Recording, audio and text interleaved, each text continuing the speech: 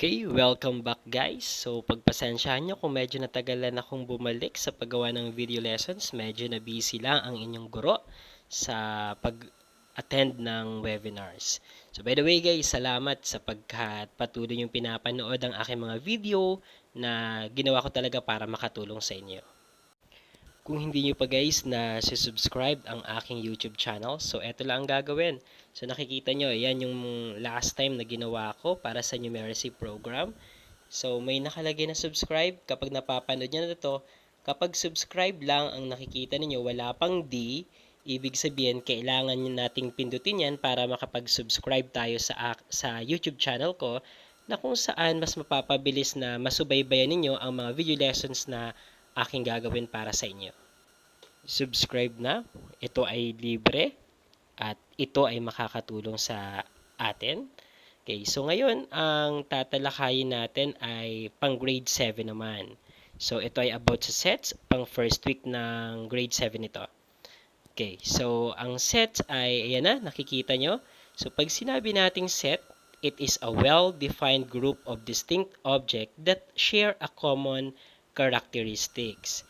So, dapat daw ito ay well-defined. Pag sinabi nating well-defined, walang magque-question kung bakit ito yung mga member na nandoon sa set. Hindi siya subjective.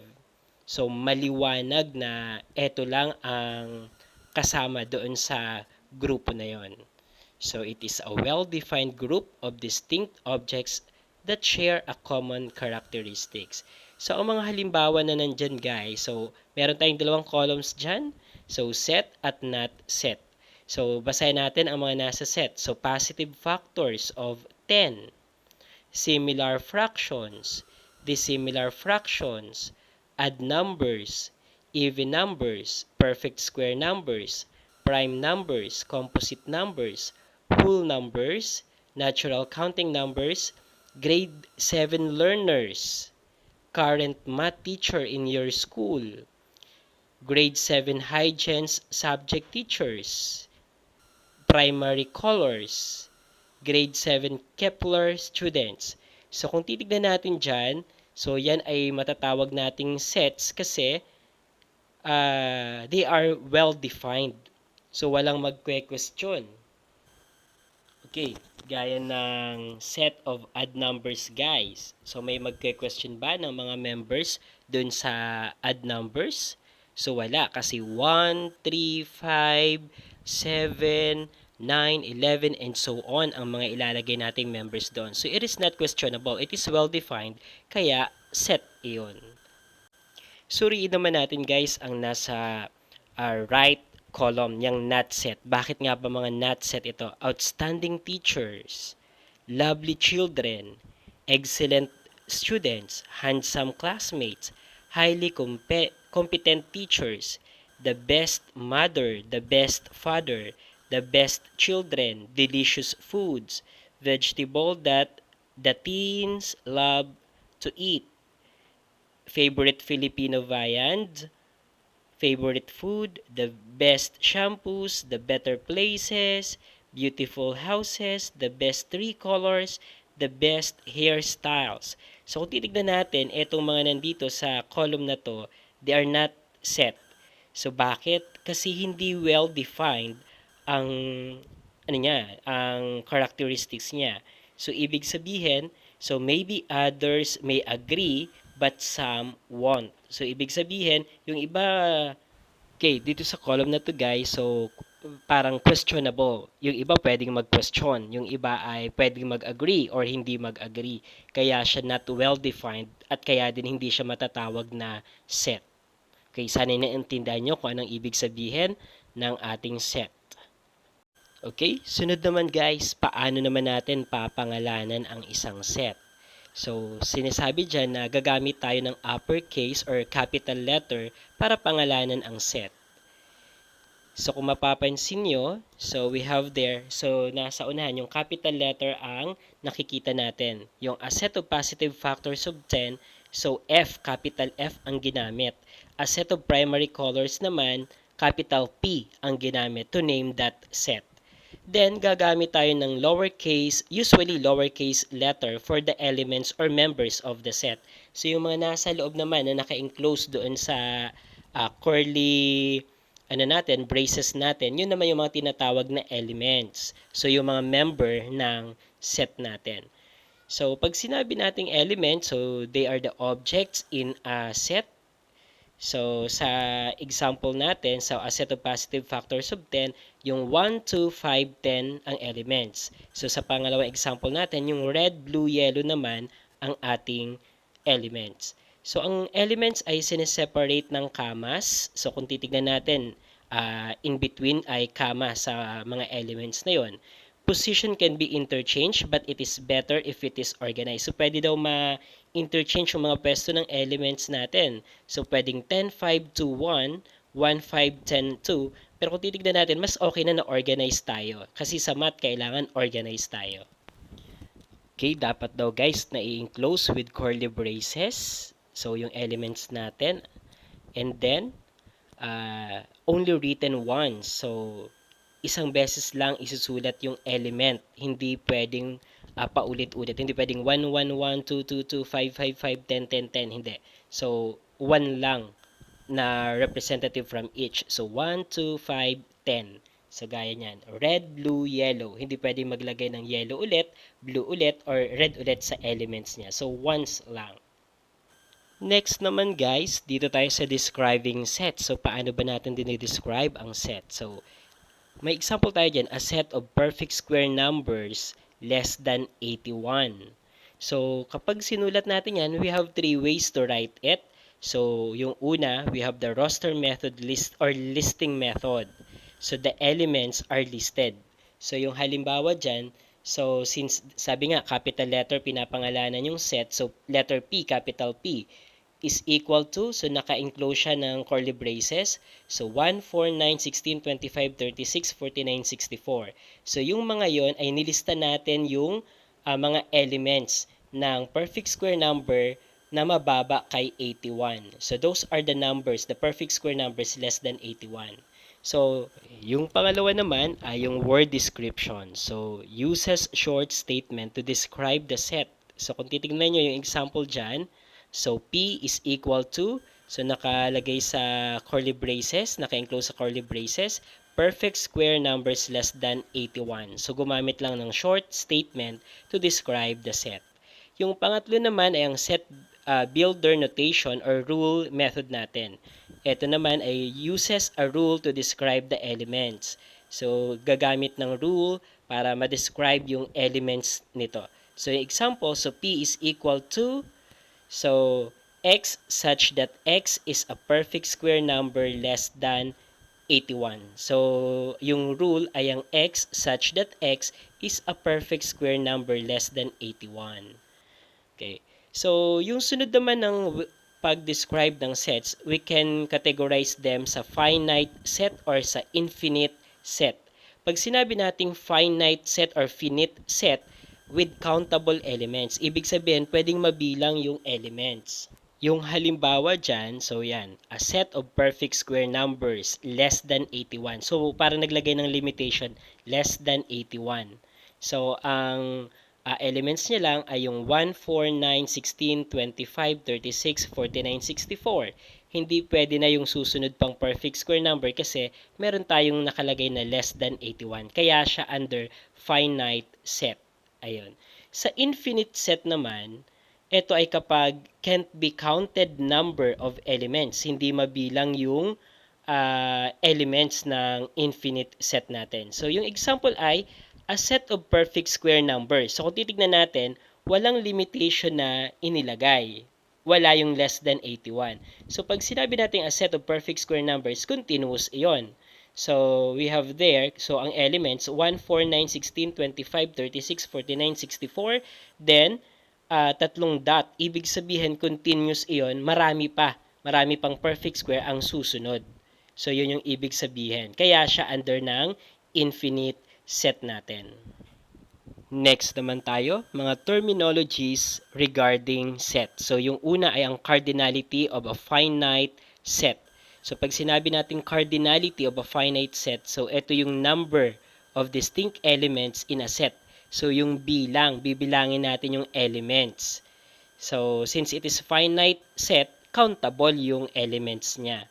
So, denoted by n, and then open and close parenthesis, and then kung ano yung pangalan ng set na yun. So, yung pangalan ng set, take note, capital letter dapat siya. Or yung parang ano yan, parang absolute value, then set. So, yung capital letter ng pangalan ng set. So, ang example dyan, so, the cardinality of a set of perfect square number less than 81. So, yung perfect square number less than 81 natin ay 1, 4, 9, 16, 25, 36, 49, 64. So, kung titignan natin, so, ang sagot, so, n, naka-open and close parenthesis yung p kasi ang pangalan ng set natin ay yung capital P. And then, ang sagot niya ay 8. Kasi 1, 2, 3, 4, 5, 6, 7, 8. 8 elements meron ang ating example na set. Okay? Number 2 naman natin ay ang empty set or null set.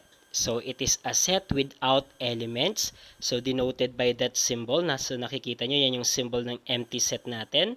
Okay, ang halimbawa nito, ito, a set of negative perfect square numbers. So, meron bang negative perfect square numbers? So, wala, di ba? So, since there is no negative perfect square number, this means that this set is an empty set, null set. So, yung set na to ay null set kasi walang magiging element dito. Number 3 naman natin, we have the equal sets. So, sets that have exactly the same elements. So, ibig sabihin, dapat pareho ang mga elements na meron ang dalawang sets na to or ang mga sets na to. Example, a set of even numbers less than 12. So, even numbers less than 12, so we have 2, 4, 6, 8, 10. A set of positive numbers divisible by 2 less than 12. So, we have 2, 4, 6, 8, 10 pa din. A set of positive numbers multiple of 2 less than 12. So, 10, 8, 6, 4, 2. Pero kung titignan natin, iniba ko lang yung arrangement. Pero 2, 4, 6, 8, 10 pa din ang kanilang mga elements. So, exactly the same ang kanilang mga elements. So, ibig sabihin yung tatlong sets na yon ay halimbawa ng ating tinatawag na equal sets. Okay, next naman tayo, number 4, equivalent sets. Ano naman ang equivalent sets? So, sets that have the same number of elements. So, yung bilang naman ng elements dapat ay pareho. So, set that have the same cardinality. Since bilang ang pinag-uusapan, so same cardinality siya. Equal sets are always equivalent sets. So, ibig sabihin yung equal set na pinag-urasapan natin kanina ay lagi siyang equivalent set since ang bilang ng elements nila ay pareho, the same. Equivalent sets are not always equal set, pero ang equivalent set naman ay hindi laging equal sets. So, ang halimbawa nito ay ito, a set of positive factors of 8. So, anong mga elements niya? 1, 2, 4, 8. So, ang cardinality ay 4. Another one is a set of positive factors of 10. 1, 2, 5, 10 ang factors, positive factors ng 10. Ilan? Bilangin natin. Ang cardinality ng set na to, ng pangalawang set natin ay 4. So, pareho silang may 4 na elements. So, ibig sabihin, since equal ang cardinality nila, ang bilang ng elements nila, they are under equivalent sets. So, yun ang ibig niyang sabihin. Okay, next, number 5 tayo. So, pag-usapan natin ang universal set, subsets, and proper subsets. So, meron tayo dyan. So, yung January to December. So, yan ay sets referring to the month of the year. So, yan kung paano natin papangalanan yung set na yan. At ang cardinality niya ay 12 since we have 12 months in a year. Ang universal set natin ay ito yung all objects under consideration. So, capital U ang ginagamit kapag universal set ang pinag-uusapan. So, all elements under consideration. So, kanina, yung set natin ay months in a year. So, universal set iyon kasi lahat ng months in a year ay nandoon. From January to December. So, yun ay isang universal set. Ang next naman natin ay ang proper subset. So, if A is a subset of but not equal to B, then A is called a proper subset of B. So, denoted by A, and then that is the symbol for proper subset of B. Ayun. So, we will furtherly discuss that one sa mga susunod sa mga halimbawa natin. Next naman natin ay ang subsets. So, if and only if every element of a set is also an element of another set, so it is a subset. So, ito ay lagi nakabatay kay universal set or nakabatay siya sa ibang set. So, set A is a subset of set B denoted by A, and then that is the symbol for subset. So, parang may a bar sa baba, parang may equal sa baba to B. Also pronounced A is contained in B. Empty set, null set is always a subset of any set. So, always remember that ang empty set, ang null set ay laging subset ng any set.